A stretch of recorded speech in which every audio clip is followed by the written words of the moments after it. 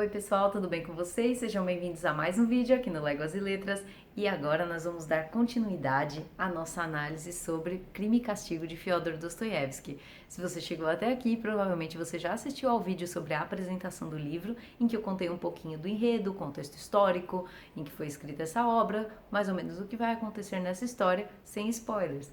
E agora, nesse vídeo, nós vamos trazer algumas análises mais aprofundadas sobre essa obra com detalhes. Muito bem.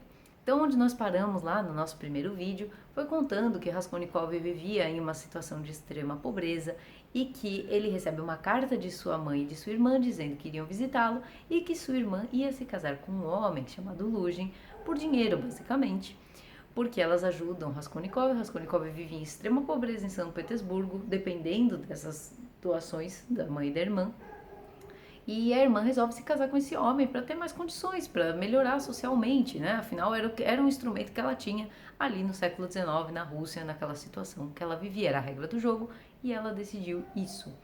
Raskolnikov não se conforma com isso, e ele tem aquele background que eu disse antes, que ele já pensava nessa coisa, ele empenhava lá os objetos com aquela senhora usurária, ele já achava que aquela mulher não era uma coisa boa para a sociedade, porque afinal de contas ela se aproveitava emprestando dinheiro a juros. Ele já tinha aquela ideia ali de que pessoas extraordinárias como Napoleão Bonaparte tinham o direito de tirar a vida de outras pessoas em nome de um bem comum para a sociedade. Então tudo isso em ebulição na cabeça do nosso personagem, ele finalmente decide cometer o crime e roubar o dinheiro da nossa usurária. Bem, Raskolnikov pensa em tudo, como vai cometer o crime, ele friamente calcula os riscos, como ele vai fazer, o machado que ele vai usar, como ele vai prender esse machado dentro do casaco, o que ele vai levar para empenhar, como que ele vai fingir que ele está levando uma cigarreira lá de prata para empenhar, ele embrulha um pedacinho de madeira num papel, ele pensa no melhor horário, ele pensa em tudo, como que ele vai fazer quando chegar lá. Só que ele não pensa nas todas as infinitas possibilidades da vida, nas surpresas que podem acontecer e especialmente no que ele vai fazer depois que ele matar a usurária. Muito bem. Então ele faz isso, decide, vai ao prédio, sobe até o quarto andar. E é bem interessante que em Crime e Castigo os lugares são muito bem delimitados. Tem até um mapa aqui no começo do livro, vou mostrar para vocês. Se você for a São Petersburgo um dia, você pode visitar os lugares, passar, fazer um roteirinho do Crime e Castigo. Vejam aqui, ó, no Kindle tem aqui um mapinha com as marcações dos lugares, os parques, as pontes pelas quais os personagens passam. Ó, tem aqui um outro mapa. Bem interessante isso, né, pessoal? Eu adoro um mapa, né? Imagina. Vocês podem imaginar que eu gostei muito disso.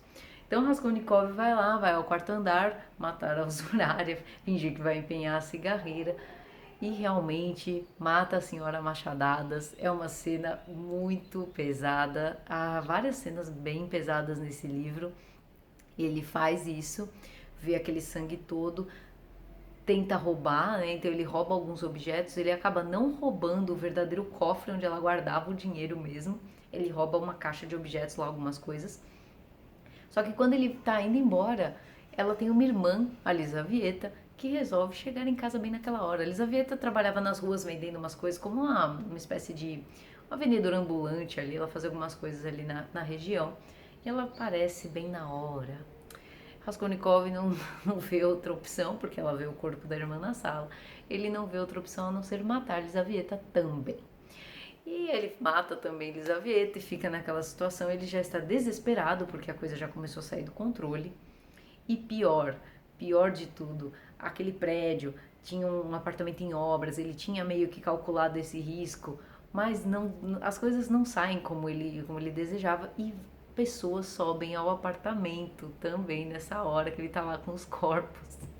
Então ele tranca o apartamento e o pessoal fica batendo na porta e ele fica ali atrás da porta pensando, meu Deus, vão me pegar, é agora.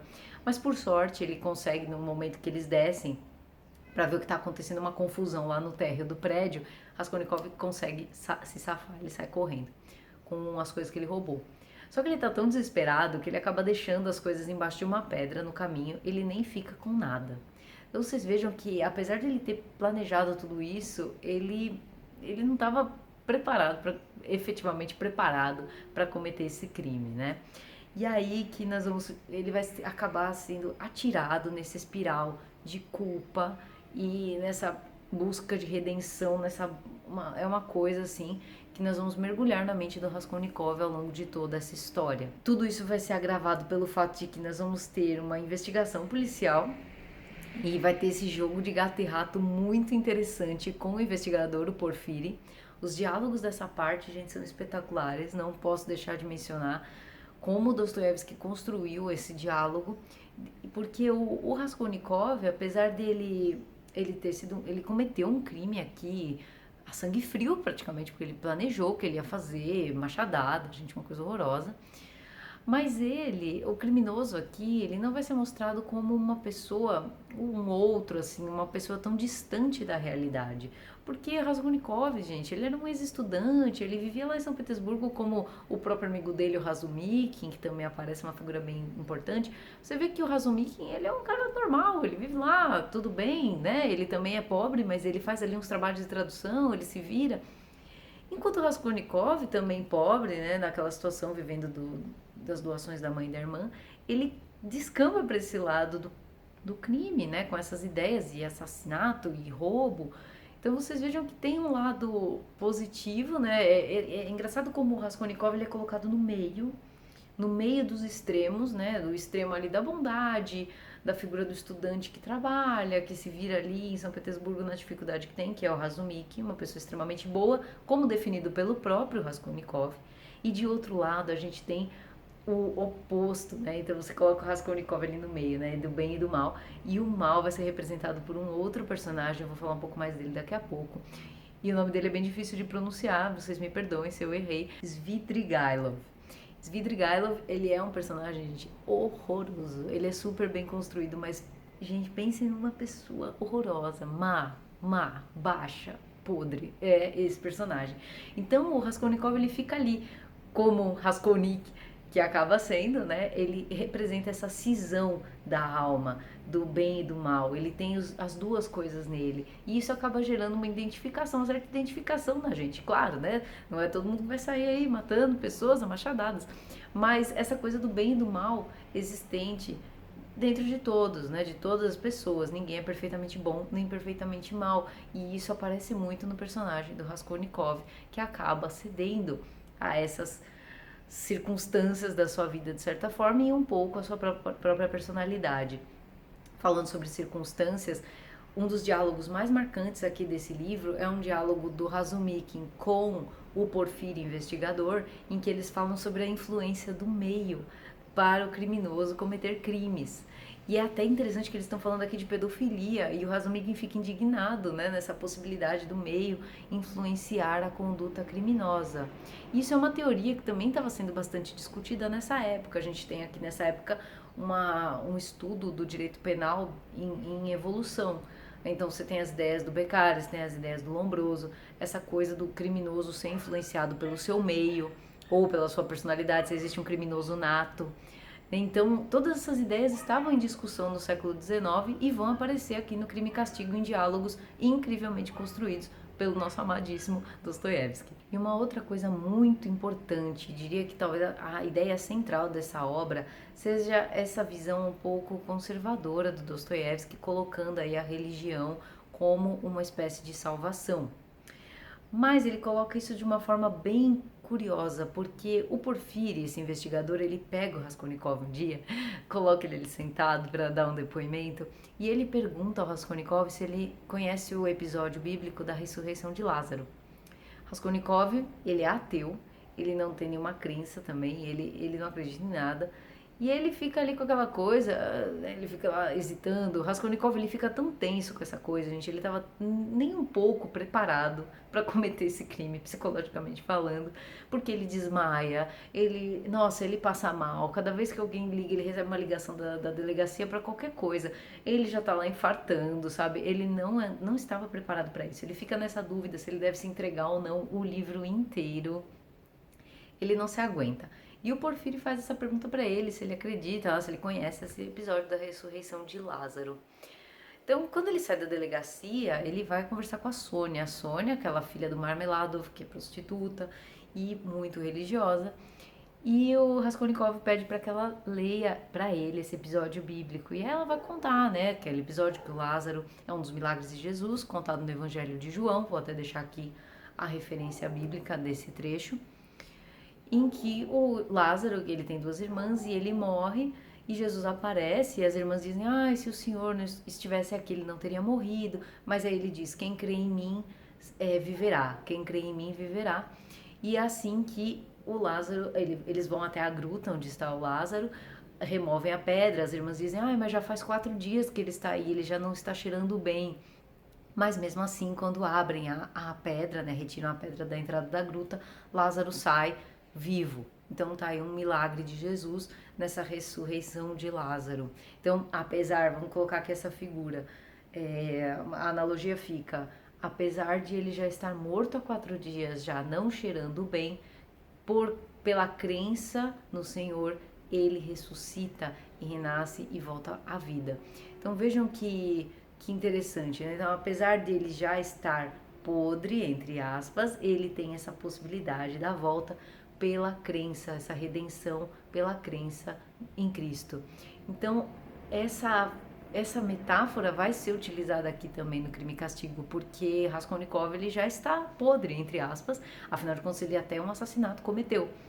Ele está convencido na sua mente de que ele é uma pessoa extraordinária que tinha o direito de eliminar aquele piolho, que ele chama de piolho mesmo, a usurária, fazer um mal para a sociedade. Ele, em relação a Elizaveta, a irmã dela, que ele mata aqui, ele meio que sem culpa, né? Sem culpa por ela ter aparecido ali, ela apareceu na última hora. Ele se sente pior, até porque Elizaveta era muito amiga da Sônia, elas rezavam juntas, então ele fica se sentindo até pior em relação a Elizaveta.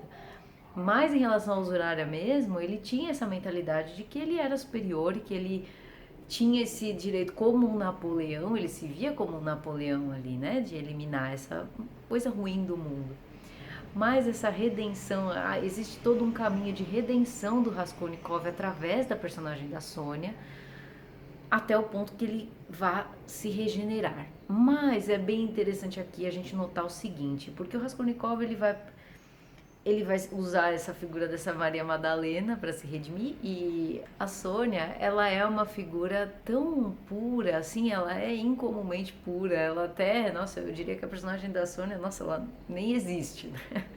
De tão boa que ela é. E ela é escolhida pelo Raskolnikov para ouvir, né? Porque ele confessa esse crime para ela. E quando ele faz essa confissão, o Svidrigailov vai ouvi-lo através da porta, porque ele tá hospedado no mesmo prédio que a Sônia vive. Ele escuta essa confissão. Mas o Raskolnikov escolheu a Sônia para ser esse instrumento porque ela, estando ali no profano, não teria como julgá-lo, por assim dizer. Então ela é uma pessoa boa, mas ela está numa situação que impede o seu julgamento. Então ele acaba usando essa figura dela como meio que um instrumento para purgar a sua culpa. Ao longo do livro ele vai ficar nessa dúvida se ele vai se entregar ou não, né? E ao final das contas ele acaba se entregando e ele vai trabalhar lá na Sibéria, trabalhos forçados. Dados autobiográficos entram aqui porque Dostoiévski também tinha 23 anos quando foi preso, assim como Raskolnikov, e eles vão para o mesmo lugar, né? O Raskolnikov vai para o mesmo lugar para o qual o Dostoiévski foi quando foi preso lá pela conspiração que eu comentei no primeiro vídeo. Vejam que detalhe ali, né? Interessante para a gente conhecer. Mas a gente fica, o final, eu li em algum lugar agora, não me recordo se é na introdução aqui desse livro ou foi em algum outro texto, talvez do Harold Bloom, e ele diz que Dostoiévski é muito bom para escrever tramas, mas ele não é muito bom nos finais. E o final desse livro realmente fica no ar se o Raskolnikov realmente se arrependeu do fundo da sua alma desse crime. Porque apesar dele ter ido lá para a Sibéria, a Sônia acompanha Raskolnikov nessa viagem, ela faz coisas super boas lá para os prisioneiros, para as famílias que estão lá. A gente não sabe se ele realmente se arrepende do fundo da alma do assassinato que ele cometeu. Mas ele tá lá, né? E a gente fica pensando, será que quando ele cometeu esse crime ele buscava algum sentido na vida? Porque ele tava lá, um ex-estudante, ele tava num momento ali sem objetivo, sem trabalho, sem nada, com aquele artigo na cabeça, aquelas ideias. Será que ele ele queria ver, ele queria se provar de alguma forma, né? Ele queria testar para ver se ele era mesmo o Napoleão que ele achava que ele era. Ele estava buscando esse sentido na vida dele e no fim descobriu que não aguentava, que ele não era esse Napoleão. Né? A gente fica pensando qual foi o objetivo final. E se o arrependimento que ele teve, se não foi realmente do fundo da alma, pelo menos de uma certa forma ele se arrepende porque ele vê que aquilo não era certo, né? Desde um ponto de vista jurídico mesmo, social. Se na alma dele ele ainda, né, ficou com essa dúvida se ele era mesmo o Napoleão capaz de fazer isso, isso fica no ar. A gente não tem certeza desse arrependimento real, verdadeiro do fundo da alma. Mas, de certa forma, ele vai fazer essa caminhada de redenção com a Sônia. Então, nessa obra, a gente vê essa coisa evangelizadora, por assim dizer, do Dostoiévski, nessa obra mostrando essa degradação. Nessa época, como eu disse no primeiro vídeo, existe toda uma grande revolução filosófica, social, essa coisa do desmantelamento dos valores religiosos, da existência de Deus, o niilismo é muito forte nessa época. Então talvez o personagem do Raskolnikov venha aqui mostrar como um retrato desse esfacelamento dos valores religiosos, no que isso vai resultar. Então vai aparecer esse personagem cindido entre o bem e o mal. E agora eu quero falar especialmente do personagem que vai representar o mal total nessa obra, que é justamente o nosso Svidrigailov. Vou chamá-lo também de Arkady Ivanovich, que é o seu nome. Então tem vários nomes russos, também comentei sobre os diferentes nomes russos no primeiro vídeo. Vejam lá a referência que eu faço ao outro vídeo sobre nomes russos. Então, o Arkady, ele é um personagem muito mal. Mas muito mal, gente. Assim, eu falei, esse personagem é o meu menos favorito no sentido de caráter, porque ele é muito ruim. Ele vai representar todo aquele... Ele é o niilista. Ele é o que o Raskolnikov se tornaria se levado ao extremo dessa noção dele próprio ser um deus, dessa degradação dele. E o Arkady, ele é marido da Marfa Petrovna. E por que esses personagens aparecem na história? Porque a irmã do Raskolnikov era governanta na casa desse casal. E por algum motivo lá, a Marfa acha que ela tem um caso com o marido dela, com o Arkady. E difama a irmã do Roger para toda a vila ali, o povoado. Mas depois se descobre que não é nada disso e a Marfa se retrata. Então o Raskolnikov fica sabendo disso, já odeia a família toda. E a Marfa morre e o Arkady vem para São Petersburgo e aparece um belo dia no quarto do Raskolnikov, porque o Arkady está interessado de alguma maneira na irmã do Raskolnikov, na Dunya, que é muito bonita. Nossa, ela é um mulherão, todo mundo acha ela maravilhosa. E ele aparece, ele vem atrás da Dunya também. Ela está prometida para casar com esse Luzhin e vem o Arkady atrás dela. O Arkady acaba ficando hospedado, como eu disse antes, no mesmo lugar onde a Sônia mora e ouve essa confissão do Raskolnikov. Então vocês podem imaginar um personagem mau caráter desse, o que faz? Ele fica meio que chantageando o Raskolnikov com essa história. Ele não fala abertamente, logo de cara, que ele sabe que o Raskolnikov cometeu o crime, mas ele fica jogando ali com ele, do tipo, você vai me ajudar com a sua irmã, porque senão já sabe, né? Já sabe. Então ele fica ali jogando com o Raskolnikov, que coitado, já tá desmantelado ali, porque não aguentou cometer o crime, já tá sendo torturado psicologicamente pelo investigador, e ainda aparece esse personagem. Então, ele é tão ruim, esse personagem, ele tem um caráter tão péssimo, que ele... Gente, ele é pedófilo, sabe? Ele vem atrás de uma noiva jovenzinha, e tem um trecho que eu vou ler pra vocês aqui. É terrível, assim, esse personagem, nossa, ele me marcou demais. Ele resolve se casar com uma mocinha lá em São Petersburgo. E ele fala, e daí que eu tenha 50 anos e ela nem 16? Quem liga pra isso? Pois bem, tentador, não é? Que tentador, hehe. Ele fica dando essa risadinha o livro todo. O senhor deveria ter visto só como eu conversei com o paizinho e a mãezinha. As pessoas deviam pagar ingresso para me ver naquela cena. Então ela entra na sala, senta, mas o senhor tente só imaginar. Ainda num vestidinho curto, um botãozinho que não desabrochou, fica vermelha, ruborizada como a aurora. Claro, tinham contado para ela. Não sei o que o senhor acha dos rostinhos das mulheres, mas para mim esses 16 anos, esses olhinhos ainda infantis, essa timidez, essas lagrimazinhas de vergonha, para mim isso é melhor do que a beleza. E ela ainda por cima é uma verdadeira pintura. cabelos bem clarinhos, pequenos cachinhos bufantes como um carneirinho, labiozinhos carnudos, rubros, os pezinhos, um encanto. Muito bem, fomos apresentados, eu disse que tinha pressa, tinha obrigações domésticas e no dia seguinte, ou seja, anteontem, nos deram a bênção. Desde então, assim que eu chego, ponho logo a menina no meu colo e não a solto mais. Pensa, maravilhoso, né, gente? Só que não.